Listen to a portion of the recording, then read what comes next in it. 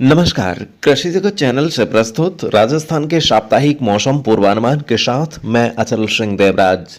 आज फाल्गुन कृष्ण पक्ष नवमी तिथि दिन बुधवार और दिनांक 11 फरवरी 2026 है। अब मौसम समाचार विस्तार से। एक कमजोर पश्चिमी विक्षोभ के प्रभाव से बीते 24 घंटों में बीकानेर संभाग के कुछ इलाकों में मौसम में अचानक बदलाव आया, जिससे चूरू और झुंझुनू जिलों में कुछ स्थानों पर तेज बौछारें पड़ी। वहीं एक दो स्थानों पर मेघ गर्जन भी सुनाई देने के समाचार हैं। उत्तरी राजस्थान में घने बादल छाए रहने व बूंदाबांदी के रूप में बदले मौसम के मिजाज से आज फलोदी, नागौर, बीकानेर व चूरू जिले में हल्के से मध्यम दर्जे के कोहरे ने दस्तक दी है।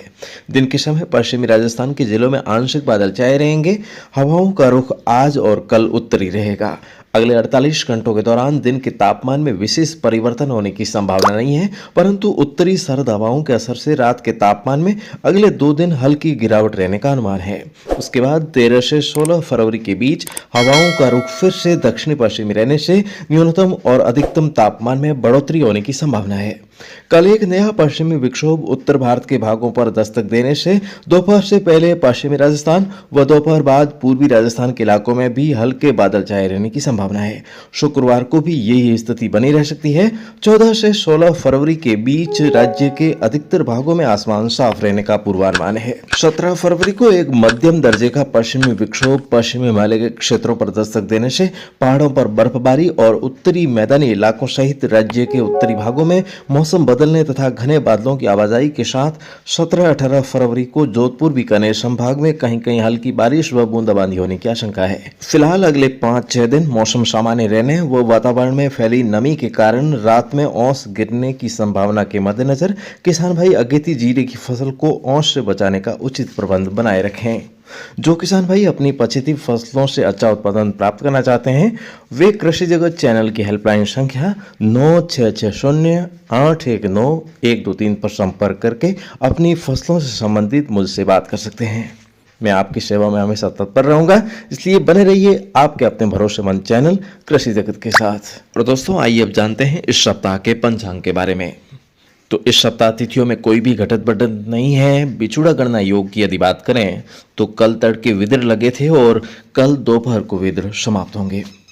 और दोस्तों, आपको जानकारी के लिए बता दूं कि जब चंद्रमा वृश्चिक राशि के अंतर्गत विशाखा नक्षत्र पर रहता है तो वृश्चिक राशि का लोगो बिच्छू है।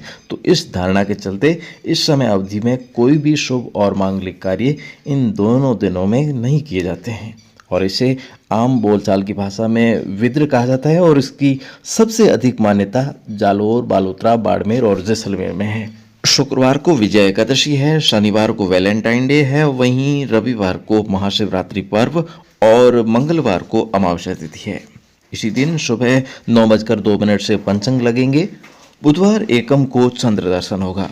वहीं इस दिन बसंत ऋतु का भी शुभारंभ होगा। साथ ही सतवी सवाइया भी बुधवार को ही शाम के समय लगेगा। कल ज्येष्ठा और परसों मूल गंडमूल नक्षत्र है और इन 2 दिनों में जन्म लेने वाले बच्चों का सूर्य पूजन 28 दिनों का होगा। और ज्योतिष के अनुसार मौसम में होने वाले बदलावों की यदि बात करें तो दोस्तों, इस फाल्गुन माह के शेष रहे कृष्ण पक्ष के दिनों में और आगे शुक्ल पक्ष में बुध शुक्र की कुंभ राशि पर युति बनने से मौसम हरा भरा रहेगा, जिसमें कोहरा, हल्की ठंड, बादलवाई से धूप छांव का मौसम और कभी कभार हल्की बूंदाबांदी का मौसम भी बना रहेगा।